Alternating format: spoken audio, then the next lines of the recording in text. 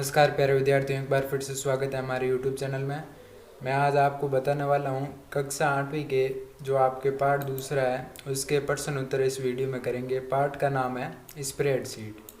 तो इसके प्रश्न उत्तर करते हैं। चलिए, तो इस वीडियो में हम सभी प्रकार के जो भी आपके प्रश्न उत्तर हैं वो इस वीडियो में करने वाले हैं, तो ध्यान से देखिएगा प्यारे विद्यार्थी।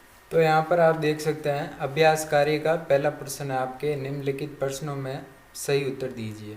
तो यहाँ पर देख सकते हैं पहला प्रश्न है आपके स्प्रेडशीट के सबसे पहले सेल का रेफरेंस क्या है। तो इसका उत्तर है सी। A1 करेंगे तो यहाँ पर आप क्या भरेंगे, सी भरेंगे प्यारे विद्यार्थियों।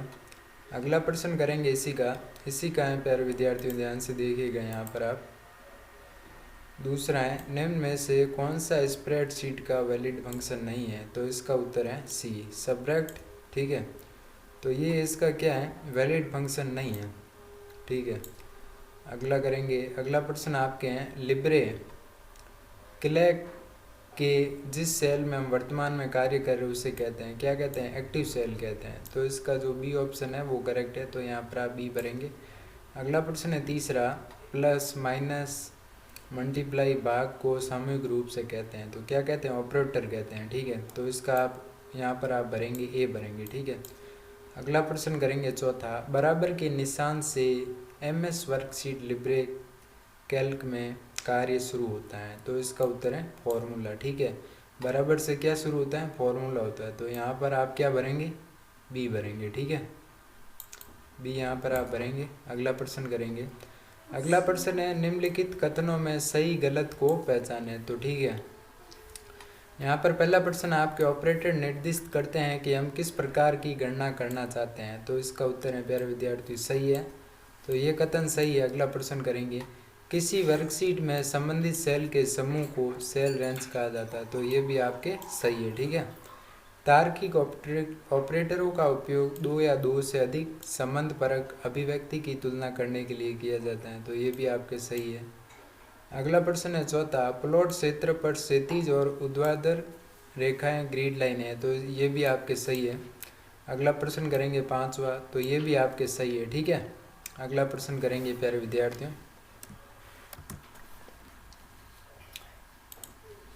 तो यहाँ पर आप देख सकते हैं तीसरा प्रश्न आपके दिया गया है, निम्नलिखित प्रश्नों में रिक्त स्थानों की पूर्ति कीजिए। तो पहला प्रश्न आपके हैं, स्प्रेडशीट को क्या कहते हैं, वर्कशीट कहते हैं।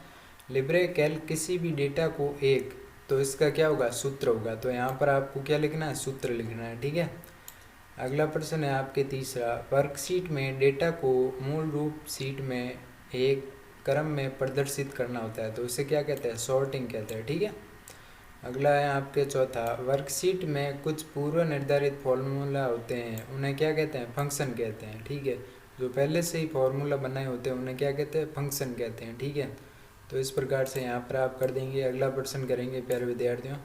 अगला प्रश्न है आपके चौथा है, मैं आपको बता देता हूँ जूम करके थोड़ा, जिससे आपको सही से दिखाई दे। ठीक है, तो यहाँ पर आप देख सकते हैं, थोड़ा और जूम आउट कर देते। तो यहाँ पर आपके पहला प्रश्न दिया गया है, फॉर्मूला में और फंक्शन में क्या अंतर है। तो इसका उत्तर करें। तो आपको किसी भी प्रकार का डाउट है तो आप कमेंट करके पूछ सकते हैं। ठीक है, तो इसका उत्तर है फॉर्मूला और फंक्शन में अंतर ये है। ठीक है, तो यहाँ पर आप लिखेंगे फॉर्मूला एक्सेल शीट में एक्सप्रेशन होता है जिसे यूजर डिज़ाइन करता है, वही फंक्शन एक्सेल में पहले से मौजूद पूर्व निर्धारित फॉर्मूला होता है। फॉर्मूला बराबर चिन्ह से शुरू होता है, वही फंक्शन का इस्तेमाल जटिल गणनाओं के लिए किया जाता है जिन्हें मैनुअल रूप से नहीं किया जा सकता।